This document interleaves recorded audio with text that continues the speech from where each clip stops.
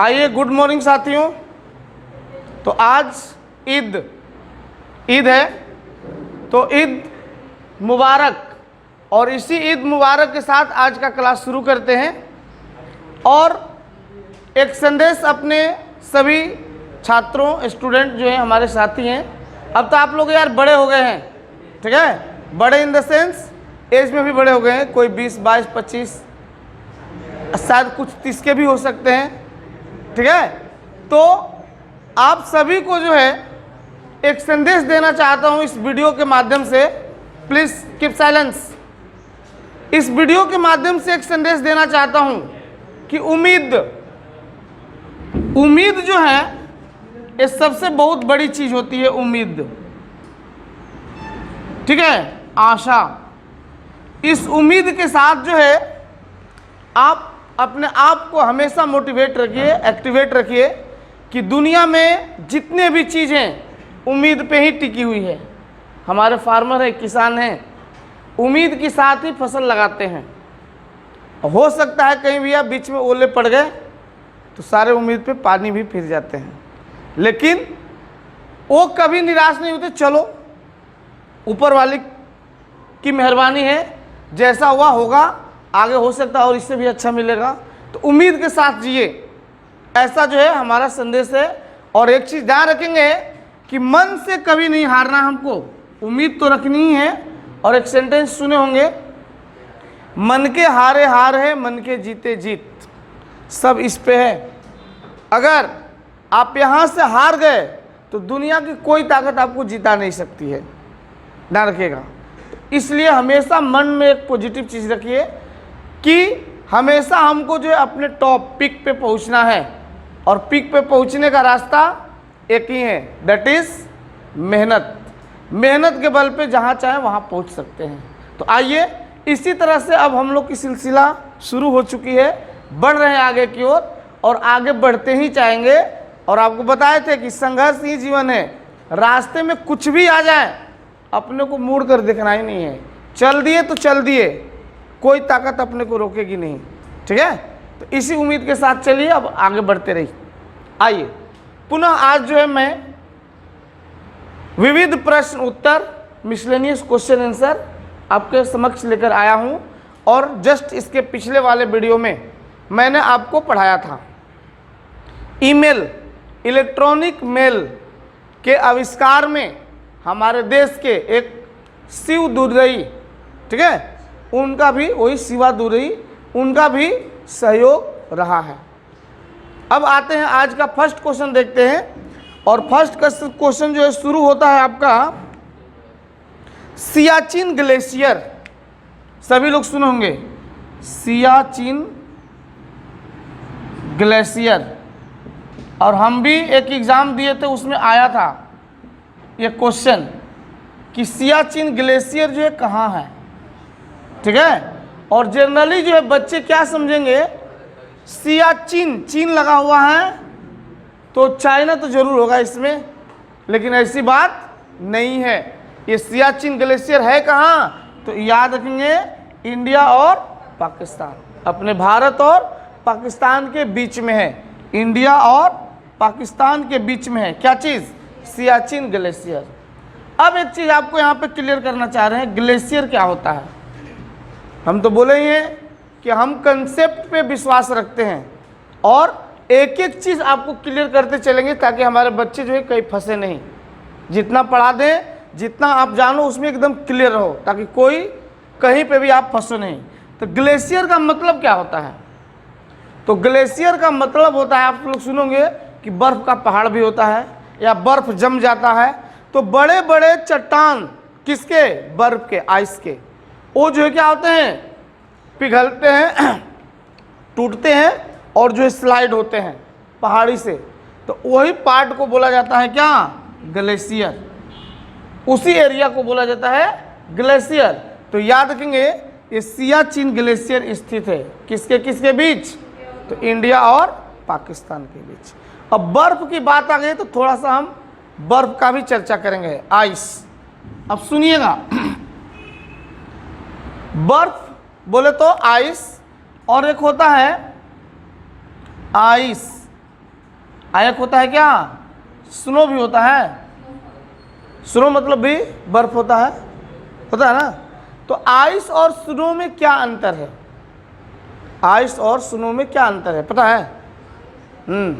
तो ध्यान रखेंगे। और भी दूसरा चीज बोलते हैं बर्फ को, किसी को याद है? नहीं, तब सुनो, जाने दो। तो आइस जो होता है जनरली हम लोग इसको क्या बोलेंगे, ये मैन मेड है, आर्टिफिशियल। जैसे आइसक्रीम निकालो भैया, तो आइसक्रीम का नेचुरल चीज़ था नहीं, हमने पानी बर्फ उसका तेल मसाला जो भी चीज़ें डाल के उसको हमने क्या कर दिया है, फ्रीज कर दिया है, उसको जमा दिया है, तो हो गया आइसक्रीम। लेकिन कहीं पे सुने हैं क्या स्नोफॉल, सॉरी ये आइस फॉल? नहीं, वो क्या होता है, स्नोफॉल। बर्फबारी जब होती है, बर्फ के जो है ओले जो है गिरते हैं, तो उसको क्या बोला जाता है, स्नोफॉल। तो स्नो क्या होता है, नेचुरल होता है। तो मेन ये नहीं बताना था, थोड़ा सा डिफरेंस बता दिए। अब क्वेश्चन पूछता है आपको कि प्रेशर बढ़ाएंगे, प्रेशर को अगर बढ़ाएंगे तो बर्फ पर क्या प्रभाव पड़ेगा। सुनिएगा, प्रेशर अगर हम बढ़ा रहे हैं, प्रेशर, तो बर्फ के टुकड़े क्या होंगे, आपस में जुट जाएंगे, जुटते हैं। वो गोला वाला बेचता है ना, गोला की पोला क्या करते हैं, खाने के लिए देता है, वो ऐसे घिस के छोटे छोटे टुकड़े कर देता है, फिर उसको जो ऐसे ऐसे दबा के आपको जो है गोला बना के देता है, सभी आपस में क्या होते हैं, जुड़ जाते हैं। तो प्रेशर बढ़ाने पे याद रखिएगा, इनका मेल्टिंग पॉइंट क्या होता है, घट जाता है। अब क्वेश्चन है कि हम लोग आइसक्रीम खाते हैं, है ना, तो उसमें कभी कभी जो है आप खाइएगा, ज़्यादा महंगा वाला नहीं, सस्ता वाला, तो उसमें थोड़ा सा शुरू में नमकीन टेस्ट टाइप का आता है, हल्का। तो ये नमकीन टेस्ट कैसे आता है, तो ध्यान रखिएगा, उसमें नमक मिलाने से वो क्या होता है, बर्फ का जो है गलनांक क्या होता है, घटता है। मतलब कम समय, माने अधिक समय तक वो क्या करे, बर्फ टिका रहे, जल्दी पिघले नहीं, उसके लिए उसमें क्या मिलाया जाता है, थोड़ी सी नमक की मात्रा मिला दी जाती है, ठीक है। और एक पूछता है कि बर्फ जो होता है उसकी गलन की गुप्त ऊष्मा कितनी होती है, लैटेंट हीट, नाम सुने हैं, सुनिएगा। और जब हीट चैप्टर पढ़ाएंगे तो उसमें बहुत सारा चीज बताएंगे आपको। तो लैटेंट हीट ऑफ आइस या बर्फ जो भी बोलिए, उसका कितना होता है, तो याद रखिएगा 80 कैलोरी, 80 कैलोरी, ठीक है, ये याद रखिएगा। बर्फ की गलन की गुप्त ऊष्मा कितना होता है, 80 कैलोरी, याद रहेगा। चलिए नेक्स्ट आगे बढ़ते हैं। अगला क्वेश्चन है, ये C2 क्या होता है, C2 सुनिएगा, C2 ऐसे पूरा नाम इसका बता रहे हैं, C2। एक दिन आपको याद होगा बताए हुए थे कि इस दुनिया में बहुत सारे ऐसे जीव अभी हैं जो क्या हो रहे हैं, या तो विलुप्त हो चुके हैं या विलुप्त होने के कगार पे हैं, ठीक है। तो उनको जो है एक जो है रेड डेटा बुक होता है, बताए थे, रेड डेटा बुक में उनको क्या किया जाता है, उनकी जो है इंडेक्स जो है तैयार करके उसमें जो है लिखा जाता है। डायनासोर है ही नहीं, उसको उस लिस्ट में लिखा गया है। कुछ ऐसे ऐसे जीव हैं जो अभी विलुप्त हो रहे हैं, उनकी प्रजातियां बहुत कम हो गई हैं। तो उनको सुरक्षित रखने के लिए भैया जो बचा कम से कम उतना बचा रहे, तो उसको जो है एक जगह से दूसरी जगह क्या किया जाता है, शिफ्ट किया जाता है। तो उसी प्रक्रिया को कहा जाता है क्या, C2। समझे क्वेश्चन, सुनिएगा। मान लीजिए सपोज मान के चल रहे हैं ब्लैक वाला जो है तेंदुआ है या टाइगर है, ब्लैक वाला तेंदुआ है, उसको क्या करना भैया, उनकी प्रजाति कम है। मान लीजिए पूरे जो है ताडोबा जंगल में जो है ना 10-12 हैं। अब हम देख रहे हैं कि ताडोबा नहीं, अगर उसको हम ले जाते हैं दूसरी जगह के फॉरेस्ट में, तो वहाँ की प्रजाति और सुरक्षित होगी, उसके हिसाब से क्लाइमेट अच्छा रहेगा और उनकी संख्या बढ़ सकती है। तो यहाँ से उसको शिफ्ट किया जाता है।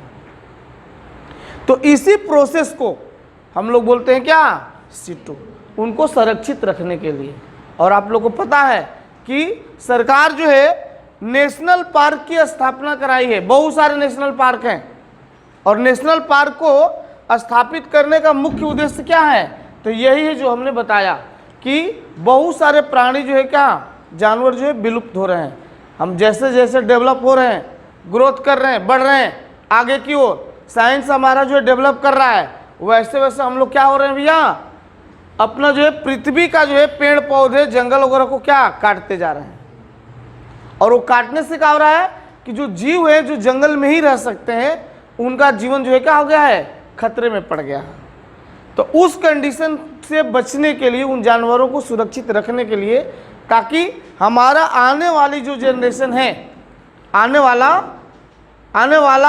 वाली कहिए जो जनरेशन है, पीढ़ी है, उसको भी वो चीज़ दिखे। या आपको एक क्वेश्चन पूछता है, यदि जितने भी मांसाहारी जीव हैं, टाइगर, तेंदुआ, जो भी आप समझते हैं, सभी मांसाहारी जो खतरनाक भी हैं हमारे लिए, नहीं, अगर उनको पूरी तरह से पृथ्वी पर से किल कर दिया जाए, खत्म कर दिया जाए, तो उसका हमारे लाइफ पे प्रभाव पड़ सकता है क्या? तो जनरली सोच में क्या आएगा, है वो तो मर जाएगा तो अपने का लेना देना है, अच्छी बात है, अपना थोड़ा सुरक्षित रहेंगे, अपने जंगल के शेर बन जाएंगे, दिन रात घूमते रहेंगे। नहीं, लेकिन ऐसा नहीं है। क्यों नहीं है, देखेंगे। जब उनकी संख्या खत्म हो जाएगी तो अब जो है शाकाहारी जीव जो है वो बढ़ जाएंगे। जितने शाकाहारी जीव है उनकी संख्या बढ़ जाएगी, तो उनकी संख्या बढ़ेगी तो क्या होगी, तो बढ़ेगी तो जितना प्लांट वगैरह देख रहे हैं ना, वो बचेंगे क्या? नहीं बचेंगे। वो तो प्लांट ही खाएंगे ना, सभी प्लांट को खाने लगेंगे, और जब प्लांट को खाएंगे तो अपना ऑक्सीजन क्या हो जाएगा, कम हो जाएगा लेवल, और जब ऑक्सीजन कम हो जाएगा तो हम लोग भी धीरे धीरे क्या होने लगेंगे, कम होने लगेंगे। समझ बात को? तो सभी एक दूसरे से कनेक्टेड हैं, और इस दुनिया में हर छोटे से लेके बड़े चीज़, सबका इम्पोर्टेंस उतना ही है जितना एक बड़े चीज़ का, तो इसलिए सबका होना जरूरी है। हाँ, रेशियो मेंटेन रहे वो अच्छी बात है। तो ध्यान रखेंगे, पहला नेशनल पार्क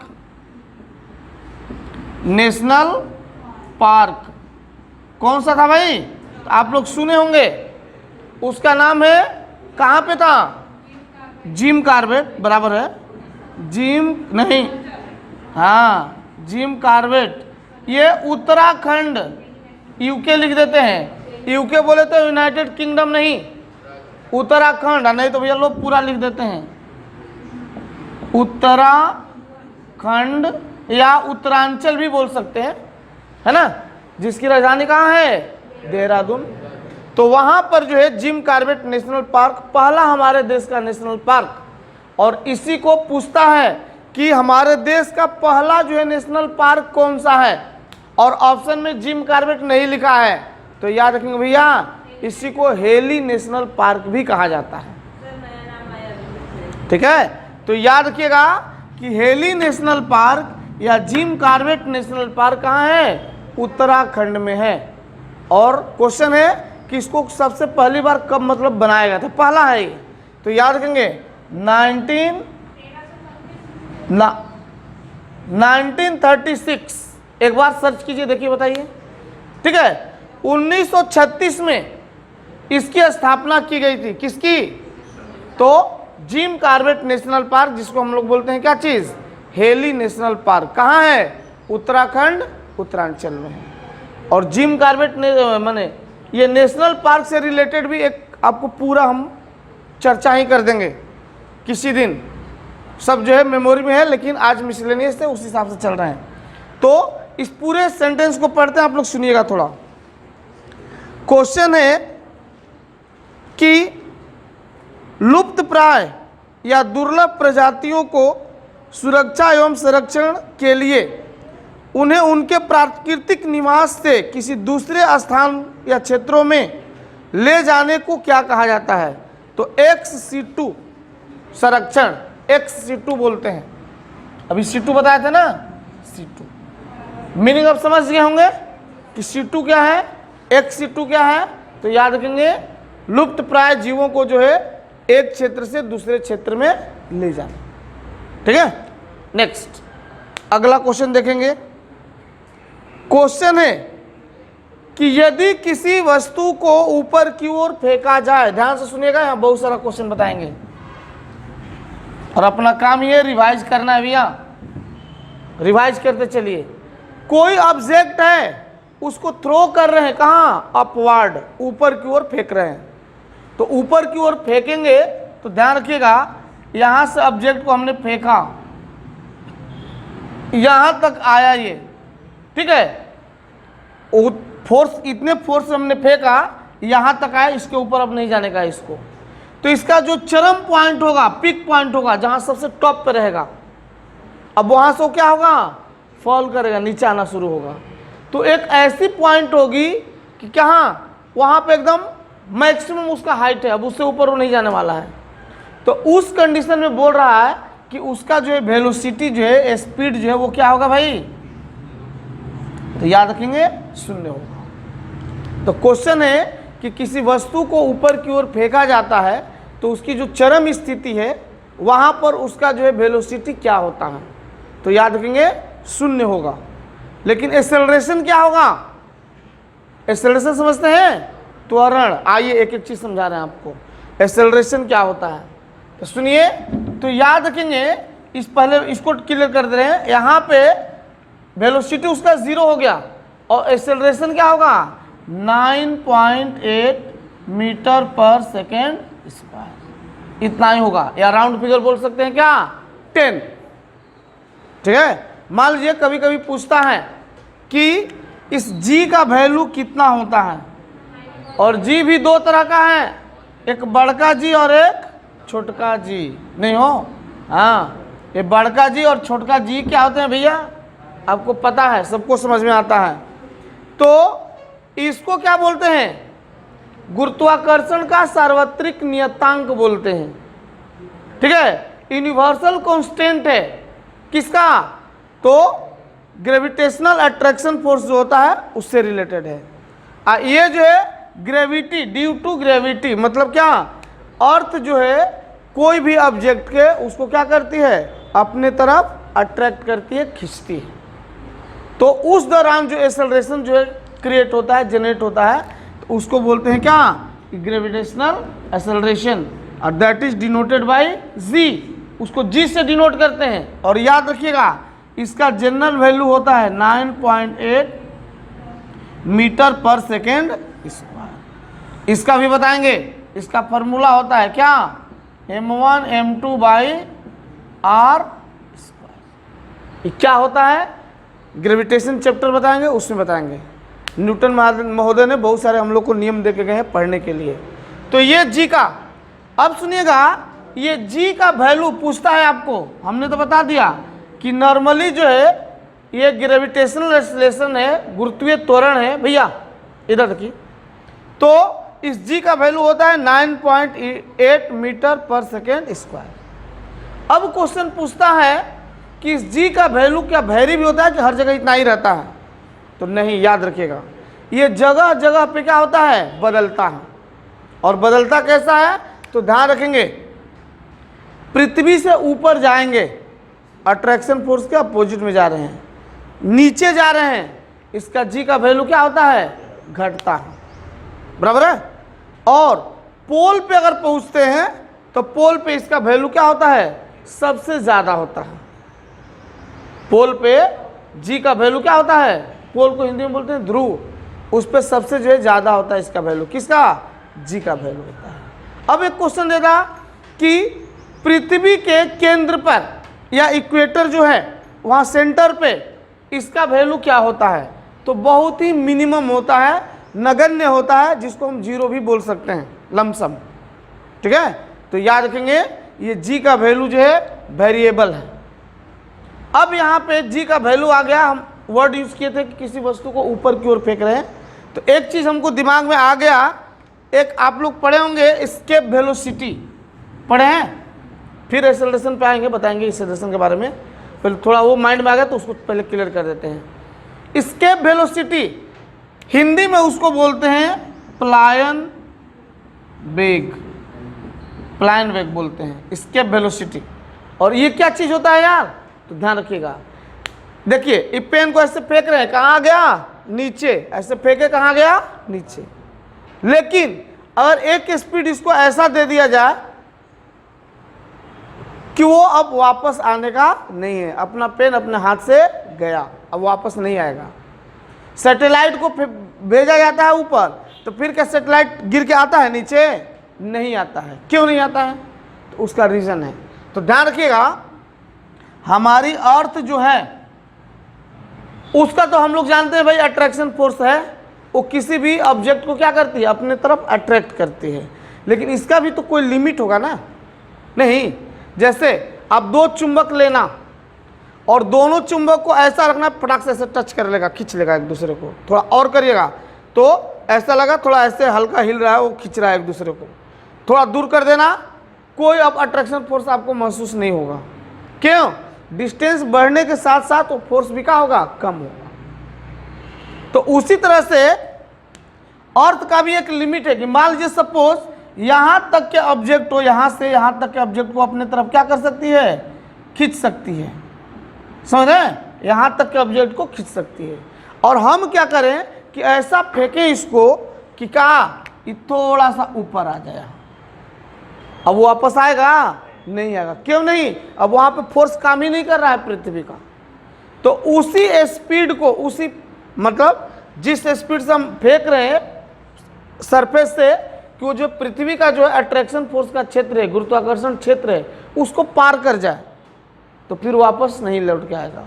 तो उसी स्पीड को, उसी वेग को हम लोग वेलोसिटी को क्या बोलते हैं, प्लायन वेग बोलते हैं। मीन्स क्या बोलेंगे कि वैसा वेग जिससे किसी वस्तु को, किसी ऑब्जेक्ट को पृथ्वी के माने सरफेस से ऊपर की ओर फेंका जाए, भेजा जाए कि वो गुरुत्वाकर्षण क्षेत्र को क्या कर जाए, पार हो जाए, तो पुनः वो वापस लौटकर नहीं आए। तो उसी वेग को, उसी स्पीड को हम लोग बोलते हैं क्या, प्लायन वेग या एस्केप वेलोसिटी।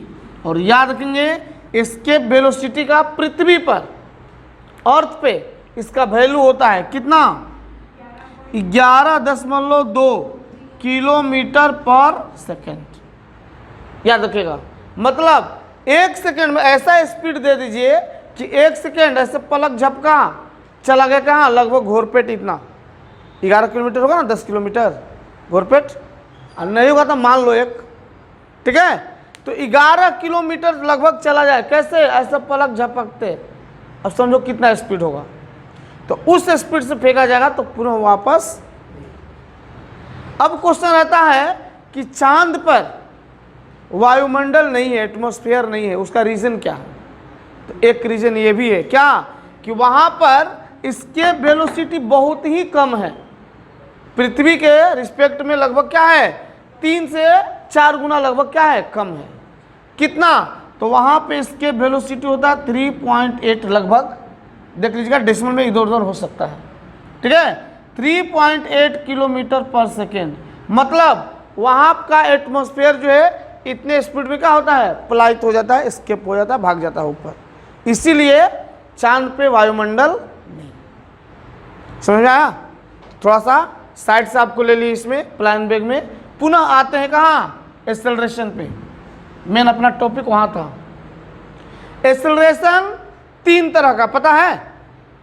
एक्सेलरेशन जो है हिंदी में उसको बोलते हैं त्वरण, 3 तरह का है। एक तो पहले है लीनियर, रोड पे यहाँ से नागपुर जा रहे हैं आ रहे हैं, उसमें जो है स्पीड हमारा कम ज़्यादा होगा नहीं, तो उसमें भी त्वरण उत्पन्न होगा। फिर जब त्वरण जो है निगेटिव हो जाता है, माइनस में हो जाता है, तो उसको हम लोग क्या बोलते हैं, रिटार्डेशन। हिंदी में बोलते हैं मंदन या मंदक बोलते हैं। अब तीसरा हो जाता है क्या चीज़, ये पृथ्वी वाला ग्रेविटेशनल एक्सेलरेशन। तो पहले त्वरण होता है क्या, ये पहले जानिए। इतना पढ़ाने के बाद पुनः आपके टॉपिक में इनिशियल पे आते हैं त्वरण। एक्सेलरेशन क्या होता है? तो एक्सेलरेशन का फॉर्मूला होता है v minus u by T. और याद रखिएगा ये बहुत ही इंपॉर्टेंट क्वेश्चन है, पूछता भी है, फॉर्मूला भी दे देता है कभी कभी कि इसमें रैखिक लीनियर त्वरण एक्सेलरेशन या रिटार्डेशन, उसका जो है फॉर्मूला क्या होता है। तो याद रखेंगे a equal to v minus u by t. अब ध्यान रखेंगे इसका डिफिनीशन कैसे देंगे इसको। तो याद रखेंगे ये है इनिशियल वेलोसिटी और ये क्या है, फाइनल वेलोसिटी। तो ध्यान रखेंगे ये कि, और उसमें टाइम से डिवाइड कर दिए, तो इसको क्या बोलेंगे, वेग परिवर्तन। ये परिवर्तन हो रहा है, कम है तो ज़्यादा, ज़्यादा है तो कम। तो वेग परिवर्तन और टाइम से जब डिवाइड कर दिए तो उसका हो गया रेट। तो इसी को बोलेंगे कि वेग परिवर्तन की दर को क्या बोलते हैं? त्वरण कहते हैं, एक्सेलरेशन कहते हैं। इंग्लिश में the rate of change of velocity, क्या बोला हमने? The rate of change of velocity is called acceleration. और याद रखना भैया कि एक्सेलरेशन जो है एक सदिश राशि होता है। सदिश राशि बोले तो क्या? Vector quantity. फिजिक्स में पढ़े होंगे दो तरह के फिजिकल क्वांटिटीज होते हैं, एक स्केलर होता है और एक जो है वेक्टर होता है। और वेक्टर क्वांटिटी किसको बोलते हैं? तो दोज फिजिकल क्वांटिटीज, वैसे फिजिकल क्वांटिटी जिनको मापने के लिए मेजरमेंट के साथ साथ मैग्नीट्यूड के साथ साथ क्या चीज़? डायरेक्शन भी चाहिए। ऐसे याद रखिए, जिंदगी में नहीं भूलना। ऐसा कौगो है? दो गो है। दो है मतलब उसको क्या? दो चीज चाहिए। क्या? मैग्नीट्यूड भी चाहिए, डायरेक्शन भी चाहिए। स्केलर बोले तो एस फॉर सिंगल याद रखिएगा, स्केलर क्वांटिटी है इंग्लिश वालों के लिए, ठीक है? सिंगल, उसमें डायरेक्शन की कोई जरूरत नहीं है, केवल क्या चाहिए? मैग्नीट्यूड चाहिए। और वो भी क्वेश्चन पूछता है, पूछ देगा कि मास, टाइम, डेंसिटी, नहीं ये सब कौन सी राशि है? तो याद रखेंगे अदिश। हिंदी में अदिश, स्केलर क्वांटिटी। नाम से देखो भैया पता चल रहा है, अ मतलब नहीं, दिश मतलब दिशा। इसमें डायरेक्शन की कोई जरूरत नहीं है, केवल क्या चाहिए? मैग्नीट्यूड चाहिए, मेजरमेंट उसका, ठीक है?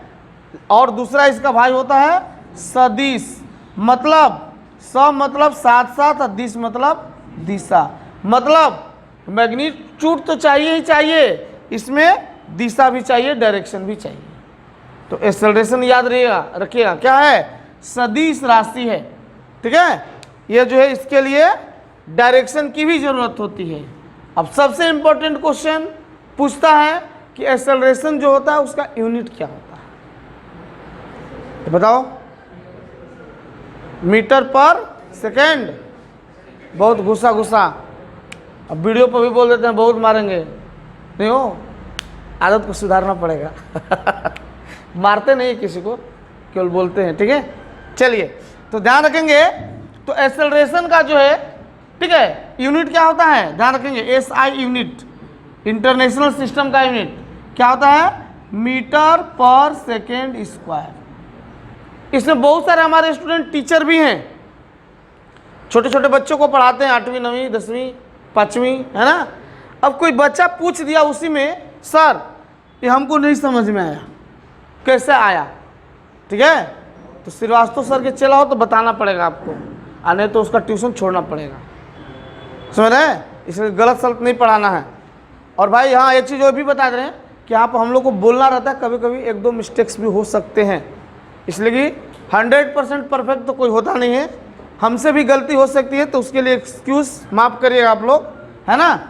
लेकिन मैक्सिमम 98% प्योर चीज़ आपको मिलेगा, उसमें कोई जो है डुप्लीकेट नहीं रहेगा, मिलावटी नहीं रहेगा, ठीक है? हाँ, बोलने में कहीं स्लिप हो गया, 1981 की जगह 1881 बोला गया, वो अलग मैटर है, ठीक है? तो उसको अवॉइड करिएगा। जहाँ आपको डाउट लगे, गूगल बाबा अपने साथ है तो डरने की क्या बात है, देखिए वहाँ से क्लियर करिए। कभी कभी गूगल बाबा भी कभी कभी गलत बताते हैं, पता है? आप खोजना प्राइमरी कलर क्या होता है गूगल बाबा में, हम आप लोग को बताते रहते हैं क्या भोजपुरी में, नीला है का भैया, तो प्राथमिक वर्ण प्राइमरी कलर कौन होता है? नीला है, मतलब नीला, लाल और हरा। और गूगल बाबा वाले में सर्च कीजिएगा, पता नहीं हम सही है कि वो सही है, उसमें पीला भी देता है इसमें, ठीक है? लेकिन अभी तक हम लोग पढ़े हुए हैं कि नीला, लाल और हरा, ये तीनों जो होते हैं क्या होते हैं? प्राइमरी कलर होते हैं। तो अभी इधर नहीं जाएंगे, इसमें बहुत सारा चीज़ बताएंगे, अभी उधर नहीं डाइवर्ट नहीं होना है, तो ध्यान रखिएगा। हाँ, ये बता रहे थे कि बच्चे को कैसे समझाएंगे। आइए तो देखो भैया, ये ऊपर वाला क्या है? वेलोसिटी का डिफरेंस है, मतलब वेलोसिटी है, तो वेलोसिटी का यूनिट क्या होता है? मीटर पर सेकेंड होता है। वेलोसिटी और स्पीड दोनों का यूनिट यही होता है, मीटर पर सेकेंड। और नीचे भी तो टाइम है, तो एक बार और नीचे में टाइम लिखना पड़ेगा ना, नहीं तो कितना हो गया? मीटर सेकेंड सेकेंड का मल्टीप्लाई करेंगे तो क्या हो गया? Second square. तो यही हो गया क्या? मीटर पर सेकेंड स्क्वायर। या आप लोग एग्जाम देते हैं तो मान लीजिए ऐसे भी नहीं दिया है, तब क्या हो सकता है? ऐसा हो सकता है। देखना, ऑप्शन ऐसा भी हो सकता है, मीटर सेकेंड इनवर्स 2 भी इसको लिख सकते हैं, ठीक है, ऐसा भी ऑप्शन में हो सकता है। तो आप घबराना नहीं, इसी को आंसर मार देना, यही आपका सही। तो ये था त्वरण। और जब त्वरण जो है माइनस में आता है, एक्सेलरेशन माइनस में आता है, तो उसको बोलते हैं रिटार्डेशन। ओके, चलिए अब हम लोग नेक्स्ट क्वेश्चन देखेंगे। अभी 2 ही क्वेश्चन पढ़े ना, वो तीसरे क्वेश्चन की बारी है या चौथे, जो भी होगा। नेक्स्ट देखिएगा, अगला है कि भारत में समुद्र तल से सर्वाधिक ऊंचाई पर क्रिकेट का मैदान किस राज्य में बनाया गया है, किस राज्य में स्थित है? क्रिकेट का मैदान, लो भैया आओ क्रिकेट खेलते हैं हम लोग। और हम बताए हुए हैं आप लोग को बार बार कि हम कितने तेज स्टूडेंट थे कि पटना में एक भैया थे हमारे, छोटन भैया है ना, उनके घर गए, वो टीवी मैच देख रहे थे क्रिकेट का। हम गए तो हमसे पूछ दिए क्या कि विपिन बताओ एक ओवर में कितने बॉल होता है। वो जान रहे थे कि भाई गांव खेड़े का बच्चा है, इसको उतना नहीं आ रहा होगा, देखते हैं उसका टेस्ट मेरा ले रहे थे। हम कहे भैया एक ओवर में 10 बॉल होता होगा, हंसने लगे। तो उस लेवल से यहाँ तक आपको पढ़ा रहे हैं, अब क्रिकेट के माहिर हो गए, क्रिकेट देखते भी हैं समझते भी हैं, ठीक है। तो 6 बॉल होता है भैया एक ओवर में, नहीं ज़्यादा भी हो सकता है, क्या हो सकता है। अब देखो सुमित भैया अपना दिमाग लगाया कि एक ही बॉल रहता है, मारेंगे घुसा घुसा, बॉल खराब हो गया तो दूसरा बॉल नहीं आएगा, या बॉल चला गया आउट ऑफ रेंज तो उसको दूसरा बॉल नहीं आएगा। वो बॉल करेंगे मतलब कितने बॉल फेंक सकते हैं। तो ऐसे एवरेज मेन है 6 बॉल। अब उसमें वाइड फेंक दिए, समझ जाइए कितने वाइड हो सकते हैं, ठीक है। तो ध्यान रखिएगा, क्रिकेट तो कह रहा है कि हमारे देश में सबसे ऊंचाई पे, हाइट पे क्रिकेट का मैदान बनाया गया, बोले तो स्टेडियम बनाया गया। कहाँ पे? हिमाचल प्रदेश। हिमाचल प्रदेश का नाम सुने हैं? HP, और HP बोले तो हिंदुस्तान पेट्रोलियम भी होता है। पेट्रोलियम के बारे में पहले पढ़ा चुके हैं, अब इसी को नहीं पढ़ाएंगे। अब हिमाचल प्रदेश, और हमारे सनी सागर भैया बताएंगे हिमाचल प्रदेश की राजधानी कहाँ है? लो अभी गर्मी का दिन है, ये तो ऐसे ही याद रहना चाहिए कि अभी गर्मी में लोग कहाँ घूमने जाते हैं भैया? कुल्लू मनाली और शिमला। धर्मशाला नहीं हो, धर्मशाला कहाँ पड़ता है? वही हिमाचल प्रदेश। तो ध्यान रखेंगे शिमला। और भैया शिमला की बात आ गई तो यहाँ पे बहुत सारा 2 4 5 चीज़ बता दे रहे हैं। सबसे पहला तो शिमला का सन्यासी किसको कहा जाता है? A.O. ह्यूम। शिमला का सन्यासी किसको कहते हैं? A.O. ह्यूम, जिन्होंने कांग्रेस की स्थापना किया था। भारतीय राष्ट्रीय कांग्रेस स्थापित हुआ था कब? 1885 में, 85 में, ठीक है। तो कांग्रेस की स्थापना किसने किया था? A.O. ह्यूम। और याद रखें उन्हीं को कहा जाता है क्या? शिमला का सन्यासी, हर्मिट ऑफ शिमला।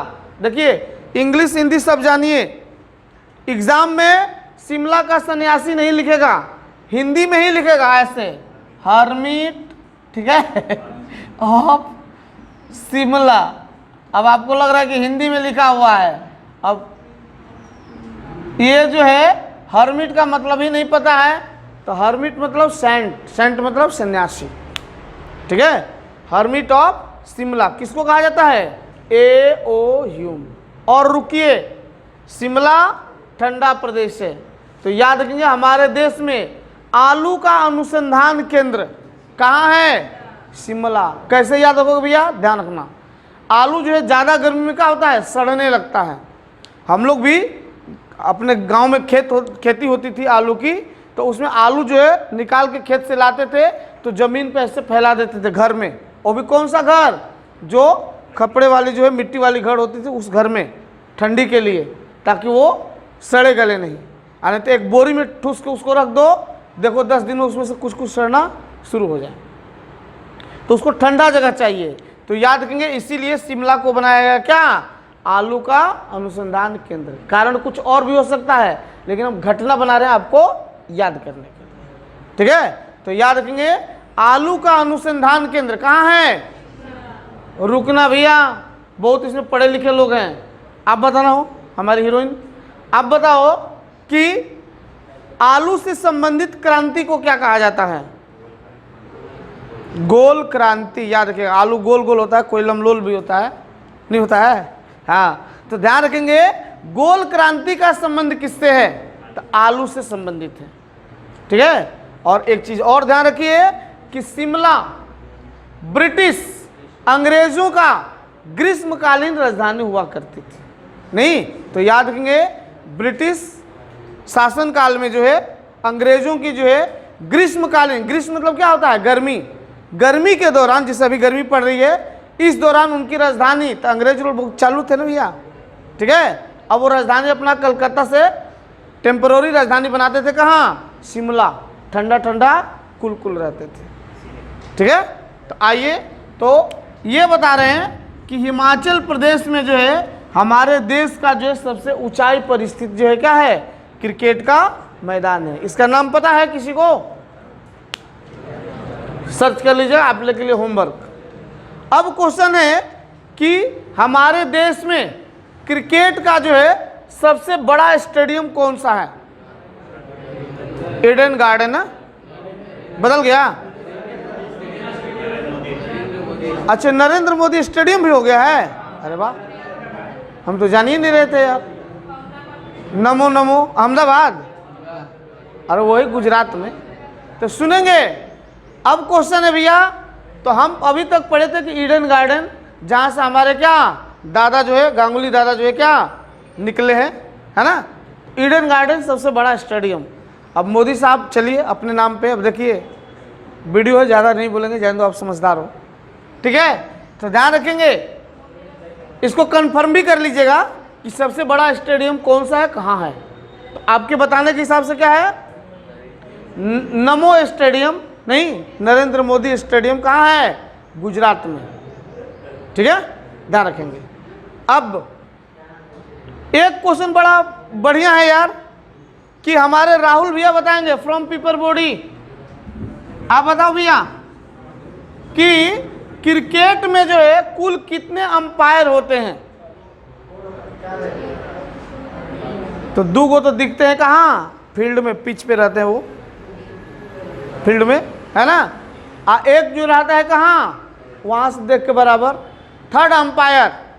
और थर्ड अंपायर का पहला शिकार सचिन तेंदुलकर, ठीक है, क्रिकेट का भगवान किसको कहा जाता है, सचिन तेंदुलकर। अब क्वेश्चन है कि 3 ही को अंपायर होता है, नहीं, जब क्रिकेट शुरू होने का रहता है, खत्म होता है, तो 4th अंपायर भी आता है, नहीं देख लोगे, देखिए आता है डिस्प्ले टीवी पे 4th अंपायर का डिसीजन, ठीक है। तो 4th अंपायर मतलब टोटल कितने हो गए, 4, भूलना नहीं भैया। अब बात आ गई कि जब क्रिकेट मैच चल रही है, रीजनिंग में ही आएगा कि ड्यूरिंग, ठीक है, cricket match that is going on, चल रहा है, उस समय जो है फील्ड में कुल कितने खिलाड़ी होंगे, तो याद रखना भैया 13 खिलाड़ी होंगे, नहीं 11 तो रहेंगे वो फील्डिंग करेंगे, भाग दौड़ करने वाले, और 2 रहते हैं क्या, बैटिंग वाले। अब अपना दिमाग मत लगाना कि सर कभी कभी चोट लग जाता है तो एक रनर भी आता है, वो तो हमको भी आता है वो चीज़, ठीक है, हाँ। तो ध्यान रखिएगा कि क्रिकेट मैच में, माने क्रिकेट में जो है कुल कितने, एक पक्ष में कितने खिलाड़ी होते हैं, 11, और अंपायर कितने होते हैं, 4, ओके। चलिए आगे बढ़ते हैं, नेक्स्ट क्वेश्चन देखते हैं।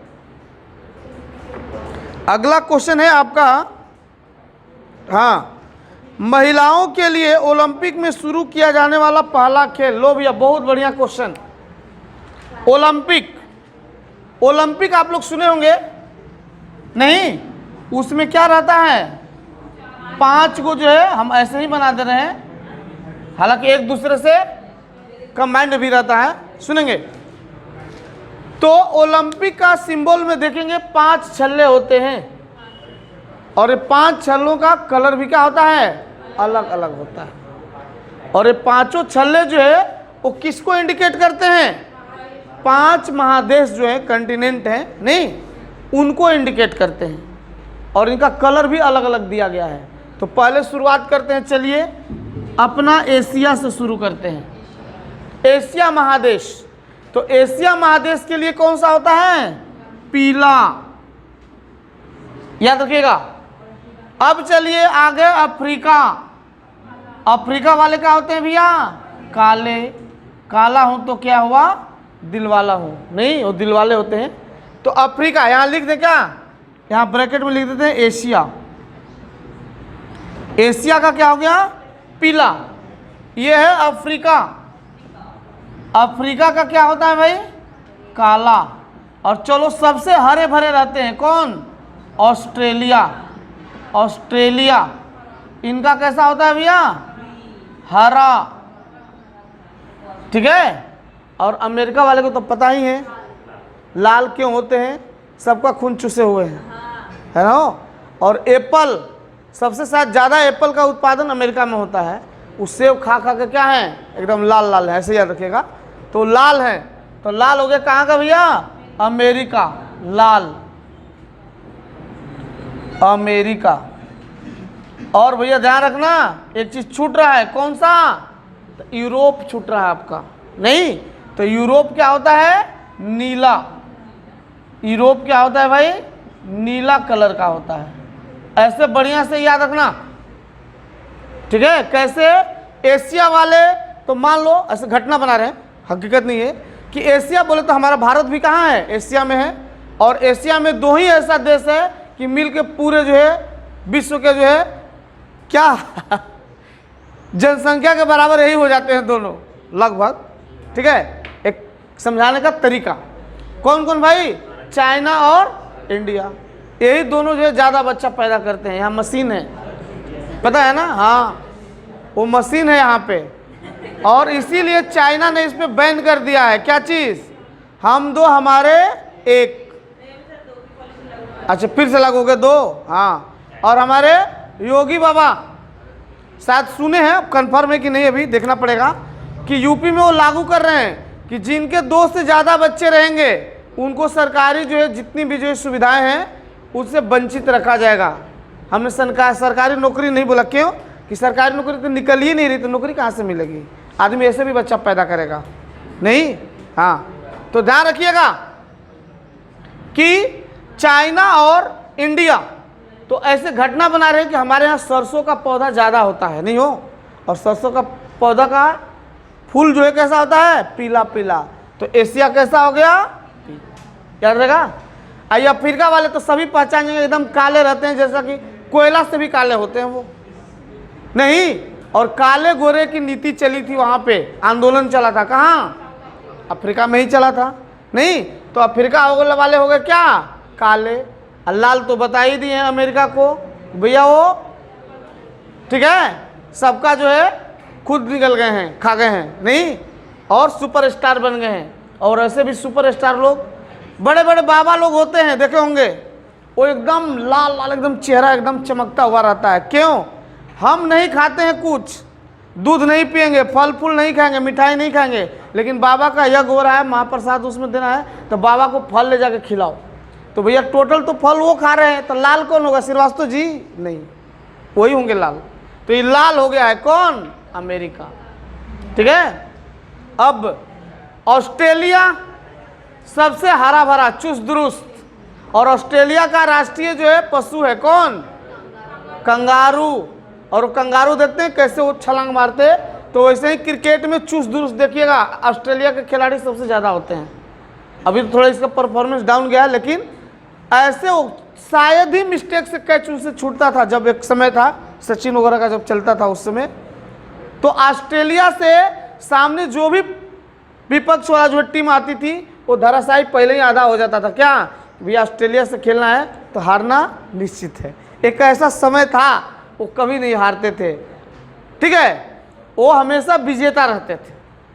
तो ध्यान रखिएगा, ये चुस्त दुरुस्त है। कौन? ऑस्ट्रेलिया वाले, मतलब हरे भरे हैं, एकदम टनाटन हैं। और सबका देख के इसका शरीर पड़ गया नीला, बेकार हो गया इसके लिए। बैठ, सब तो यही सब लाल पीला हरा सब हो गया। तो ये बोला कि अब नीला संकेत किसका है? जहर का, पॉइजन। इसने पॉइजन खा के करे, बट बेकार है ये, ठीक है। तो ये है ओलंपिक के छल्ले। अब क्वेश्चन है कि ओलंपिक खेल की शुरुआत कब हुई थी? कौन बताएगा? हो बताओ। श्रीवास्तव सर को नहीं आ रहा है तो सुनना भैया, इसका इतिहास बहुत पुराना है, ठीक है। सुनेंगे कि सबसे प्राचीन समय में 776 ईस्वी पूर्व में एक ओलंपस देवता है, सूर्य देवता। एथेंस का नाम सुने हैं? उसको यूनान भी, ग्रीक भी बोलते हैं। वहाँ ग्रीक में जो है वो वहीं से जो है शुरू हुआ क्या? ओलंपिक खेल। लेकिन बीच में किसी कारण से, ठीक है, ये क्या हो गया? बंद हो गया था, स्टॉप कर दिया गया था। फिर जो है याद रखेंगे 1896 पहली बार फिर से शुरू हुआ ईस्वी में, ईस्वी पूर्व नहीं, अब ये ईस्वी हो गया, एडी, ठीक है। यहाँ से फिर से शुरू हुआ और इसको शुरू कराने का श्रेय जाता है किसको? पियरे डी कुबर्तिन या पियरी डी कुबर्तिन, एक व्यक्ति हैं जिन्होंने 1896 में जो है फिर से जो ओलंपिक खेल को शुरू करवाया। और अब इसको हम लोग बोलते हैं आधुनिक ओलंपिक। और याद रखेंगे आधुनिक ओलंपिक कितने साल पे आयोजित किया जाता है? 4 साल पे आयोजित किया जाता है, ठीक है। तो पहला कब हुआ? 1896। अब पढ़ा रहे हैं तो थोड़ा इसका खंगाल देते हैं, ठीक है, सुनिएगा। अब हाँ, पियरे डी कुबर्तिन। अब क्वेश्चन है कि क्या पहली जो है ये ओलंपिक की खेल जो है आयोजित किया गया था पहला, उसमें महिलाएं थी? नहीं थी। तो एक होंगी इसके सदस्य की, कोई किसी की बच्चा बच्ची, वो रो रही थी कि हमको भी खेलने दो। तो उसका नाम क्या था? लीला रो। लीला रो रही थी, इसलिए उसको शामिल किया गया क्या?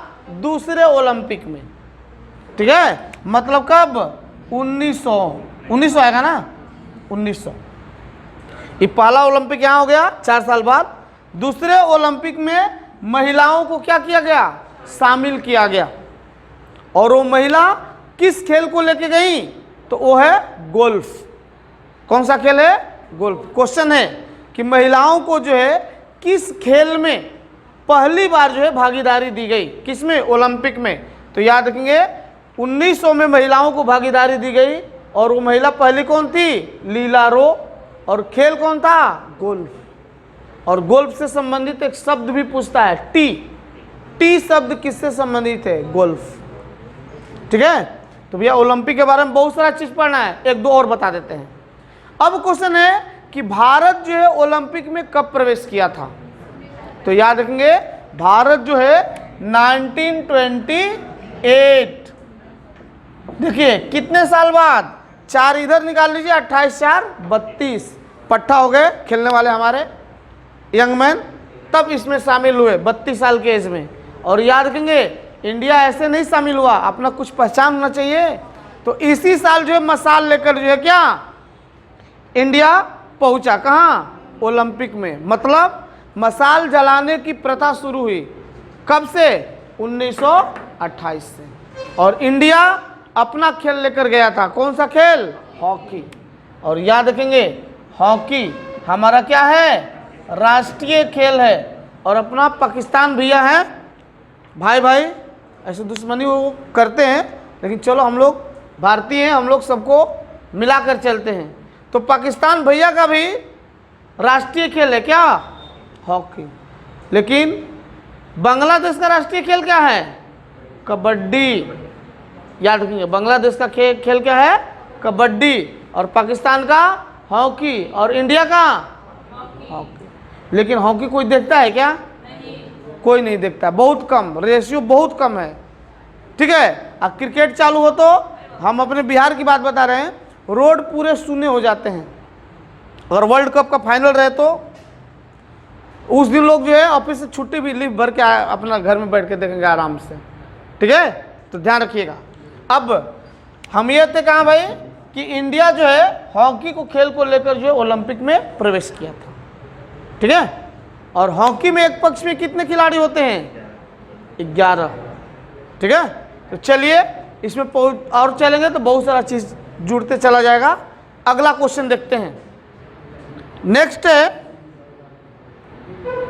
और इतने मेहनत से पढ़ा रहे भैया आप लोग, पूरा बढ़िया से देखो, वीडियो भी देखते चलो बढ़िया से। विश्व विरासत, देखो भैया कुछ कल ही या परसों वाले वीडियो में बताया था आप लोग को, विश्व विरासत दिवस मनाया जाता है कब? 18 अप्रैल को मनाया जाता है। और विश्व विरासत की सूची में खजुराहो को शामिल किया गया। ऐसे बहुत सारे हैं, तो कल चर्चा की तो उसके बारे में बताया। अब यहाँ का क्वेश्चन देखिए क्या बोल रहा है। विश्व विरासत बेसिलिका ऑफ, ठीक है, क्या दिया है? वोम जीसस, ये जो है किस राज्य में स्थित है? अच्छा, इसके नाम से ही हमको पता चल रहा था, बेसिलिका ऑफ वोम जीसस। तो एक तो क्वेश्चन यहीं पे हो गया कि बेसिलिका ऑफ वोम जीसस कहाँ है, तो याद रखेंगे गोवा। आ जाओ भैया, गोवा का आपको सैर करा दे रहे हैं यहीं से। नहीं गए होंगे तो कम से कम यहाँ पे सैर करो, देख लो यहीं से। ठीक है, गोवा। और ये हमारे देश का कौन सा राज्य है? 25वां राज्य है, बराबर है। 25 नंबर का स्टेट है, एक बार कंफर्म कर लीजिएगा ऐसे। 22वां राज्य सिक्किम, 26वां राज्य छत्तीसगढ़। ठीक है, ऐसे याद रखिएगा। अब आइए 25वां राज्य गोवा। तो ध्यान रखिएगा, गोवा का जो है इतिहास बहुत इंटरेस्टिंग है। इंटरेस्टिंग क्यों बोल रहे हैं? तो ध्यान रखिए, हमारा देश आज़ाद हो गया कब भैया? 15 अगस्त 1947 को। संविधान भी अपना लागू हो गया, संप्रभुता अपने को मिल गई। ठीक है, 1950 में पूरी तरह से हम आज़ाद हो गए, हर तरह से, हर दृष्टि से आज़ाद हो गए। लेकिन ये गोवा आज़ाद नहीं हुआ था। क्यों? उस समय भी पुर्तगालियों का इस पे दबदबा था। और याद रखिएगा, हमारे देश में सबसे पहले कौन आए थे? पुर्तगाली लोग ही आए थे। और सबसे अंत में भी गए कौन? पुर्तगाली। आज भी गोवा में जाइएगा तो पुर्तगाली सभ्यता से जो है, कल्चर से रिलेटेड जो है खान पान वगैरह जो है आपको मिल सकते हैं, या वेशभूषा मिल सकता है। हम तो गए नहीं हैं, कभी प्लानिंग करो, सब लोग मिलकर चलते हैं गोवा, है ना। अब सोचने में क्या बुराई है यार, सोचो, चलेंगे। ठीक है, आइए। तो ये गोवा जो है, याद रखेंगे, पुर्तगालियों से इसको मुक्त करा गया था कब? 1961 में पुर्तगालियों से मुक्त कराया गया। किसको? गोवा को। तब भी मुक्त कराया गया, तब भी ये हमारे देश का मतलब राज्य घोषित नहीं हुआ था। ये राज्य की दर्जा इसको कब दी गई? तो याद रखना भैया, 1985। एक बार चर्चा मैंने इसको सर्च कर लीजिएगा, बराबर है। 1985 में जो इसको पूर्ण राज्य की दर्जा दी गई। किसको? गोवा को। अब याद रखेंगे, गोवा हमारे देश का सबसे छोटा राज्य है। किस मामले में? एरिया के मामले में हमारे देश का सबसे छोटा राज्य है कौन? गोवा। और सबसे बड़ा कौन है हो? यस, सबसे बड़ा है राजस्थान। अब आइए, तो गोवा जो है, यहाँ पर एक हमारे देश का सबसे बड़ा चर्च है, सेंट कैथेड्रल। क्वेश्चन पूछता है कि सेंट कैथेड्रल चर्च जो है, चर्च को गिरजाघर भी बोलते हैं, है ना, वो कहाँ है भाई? तो याद रखेंगे गोवा में। अब गोवा में एक नदी भी बहती है, कौन सी? मांडवी नदी। क्या नाम है? मांडवी। अब क्वेश्चन है, सब कुछ तो पढ़ लिए, लेकिन गोवा की राजधानी छूट रही है। यस, गोवा की राजधानी, कैपिटल कहाँ है? पणजी। गोवा की राजधानी कहाँ है? पणजी। और वहाँ की भाषा कौन सी है? कोंकणी। याद रखिएगा, वहाँ की भाषा क्या है? कोंकणी भाषा है। इस तरह से गोवा के बारे में और भी चीज़ बताएंगे, समय मिलेगा तो इस तरह से हम लोग देखते चलेंगे। तो यहाँ पे क्वेश्चन क्या था भाई, bacillus of Bom Jesus. Jesus word आता है तो ईसा मसीह से संबंधित है, भगवान ईसा मसीह, ठीक है। और वो किससे संबंधित है भैया, तो क्रिश्चियन भाई लोग से संबंधित है, ठीक है। तो बैसिलस ऑफ बॉम जीसस ये कहाँ है, गोवा, याद रहेगा। नेक्स्ट, अब लो आ गया, किस प्रकार की किरणें पृथ्वी के वायुमंडल में प्रवेश नहीं कर पाती हैं। सुनिएगा, इस क्वेश्चन में हमको थोड़ा सा डाउट लग रहा है, एक मिनट थोड़ा सा।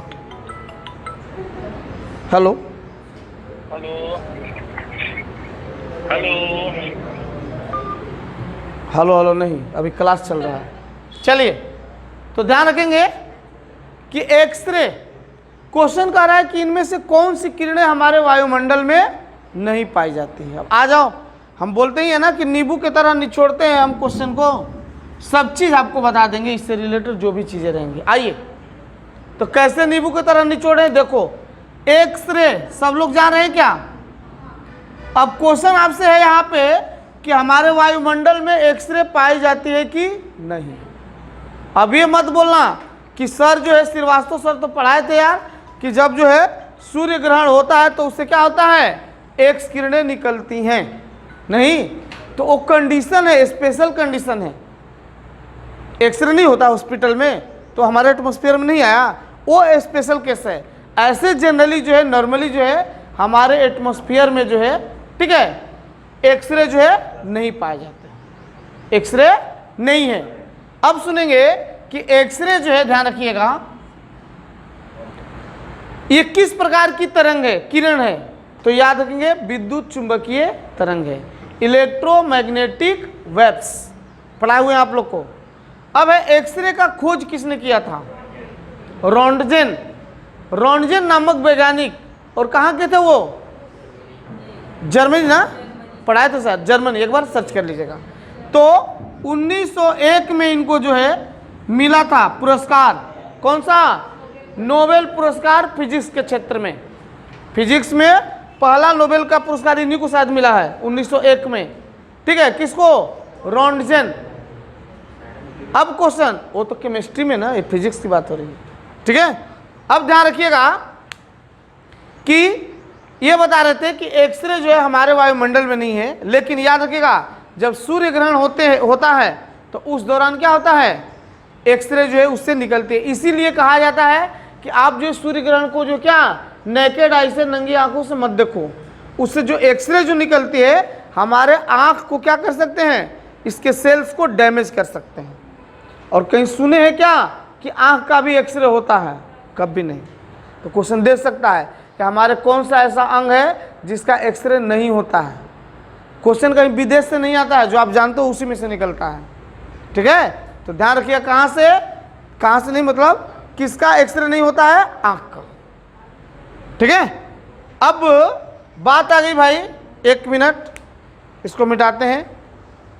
सूर्य ग्रहण की बात आई थी, तो सूर्य ग्रहण कब होता है वो, तो याद रखेंगे सूर्य ग्रहण, तो याद रखिएगा ऐसा, एस फॉर सन और एस फॉर स्टेबल, ये स्थिर रहता है, ऐसे याद रखिएगा। एस फॉर सन, ये सूर्य भगवान है। आजकल इनका जो तेवर बहुत कड़ा चल रहा है, ये हम लोग से क्या है, गुस्से हैं। देखिए मुंह भी इनका आड़ा टेढ़ा हो गया, ठीक है। और सुबह होते होते इनका काम है केवल उगलते रहिए, हम लोग उसको झेलते रहें, नहीं, आ जाओ। हाँ, तो अब सुनिएगा, अब उसका वो भी बेचारे क्या करेंगे, घुसाएंगे ही, इसका रीजन हम ही लोग हैं, इतने पॉल्यूशन फैला रहे हैं। तो चलो, ये जो कभी कभी गुस्से हो जाते हैं, कब, जब जो है सूर्य ग्रहण कब होता है, तो ध्यान रखिएगा बीच में आ गए कौन, मून, और ये हो गई क्या, इनका दोनों का स्थान बदलता है, ये दिमाग में रखना है। तो जब बीच में मून आ गए, इधर रखना, मून साहब आ गए, मून इधर सरनेम भी होता है, ये आ गए तो मतलब एक तरह का क्या हो गया, पर्दा, मतलब सन का लाइट पृथ्वी पर नहीं आएगा, तो मतलब पृथ्वी पर क्या हो जाएगा, अंधेरा। तो इसी घटना को हम लोग बोलते हैं क्या चीज, सूर्य ग्रहण सोलर एक्लिप्स बोलते हैं। और ये घटना कब होती है? अमावस्या के दिन होती है। किस दिन? अमावस्या। बहुत बढ़िया क्वेश्चन है, पूछता है कि सूर्य ग्रहण किस दिन होता है? तो अमावस्या के दिन होता है। और कब होता है? तो याद रखेंगे जब सूर्य और पृथ्वी के बीच में, ठीक है, चांद आ जाता है। तो शॉर्टकट में याद रखिएगा SME, बस एक याद है तो दूसरा अपने से याद रहेगा, ठीक है। अब ये देखिए, यहाँ पहले एक्सरे बात आई थी उसके बारे में बता रहे हैं। तो क्या होता है? तो जब सूर्य ग्रहण जब होता है तो उस दौरान क्या होता है? ये अंदर का भाग जो है जितना सूर्य का जो है वो कैसा दिखाई देता है?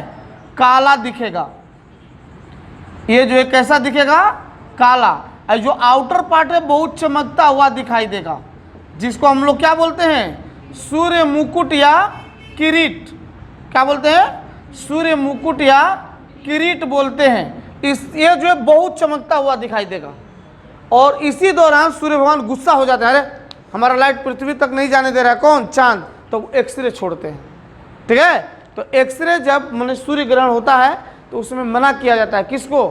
खास करके जो प्रेग्नेंट लेडीज हैं, जिनके पेट में बच्चे पल रहे हैं, उनको जो है बाहर निकलने से मना किया जाता है।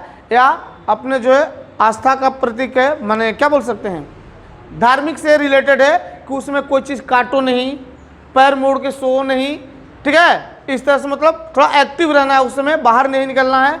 उससे क्या होता है कि अगर मान्यता है, साहब हकीकत क्या है पता नहीं, साइंटिफिक वाले बताएंगे, काट रहे हैं कुछ सब्जी वब्जी काट रहे हैं तो जो बच्चा पैदा उसका नाक या कान या मुंह कुछ कटा हुआ पैदा हो जाएगा, ऐसा मान्यता है, ऐसा, ठीक है। या सोए हैं पैर मोड़ के बच्चा हो सकता है विकलांग पैदा हो जाए, ऐसा मान्यता है। मैंने कुल मिलाकर है कि सूर्य ग्रहण के दौरान बचना रहता है। और अब क्वेश्चन है कि मान लीजिए हमको माइंड पे चढ़ा हुआ है, ना ना ना हम देखबे करेंगे सूर्य ग्रहण, तो देखो ना, कौन रोका है? देखो, लेकिन देखने का क्या है? तरीका है। कोई भी काम करने का तरीका है, नहीं उतावला होकर ऐसे देखते रहना। बिना सूर्य ग्रहण के देखोगे तो 5 मिनट देख लो और तुम्हारा आंख चौपट नहीं हो। हाँ, तो वैसे देखना है तो आपके लिए आइडिया है, क्या करो, टब में पानी ले लीजिए और उसमें आप बराबर देख सकते हैं। उसके अलावा एक्सरे फिल्म आते हैं, उसको सिंगल या डबल करके ऐसे आप देख सकते हैं, ठीक है। तो ध्यान रखिएगा ये होता है एक्सरे। अब सूर्य ग्रहण के बारे में बताए थे तो सुन लीजिएगा SME, एक ही याद रखना, दूसरा अपने आप याद रहेगा। दूसरा होता है चंद्र ग्रहण, उसको क्या बोलते हैं? Lunar eclipse. क्या बोलते हैं? Lunar eclipse. तब क्या होगा भाई? यही चीज होगा। ये हम बोले हैं शुरू में ही कि सन स्टेबल है, ये नहीं बदलेगा, यही दोनों बदलेंगे। बदलेगा कौन? अब अर्थ बीच में आ जाएगी, मून साहब साइड में हो जाएंगे।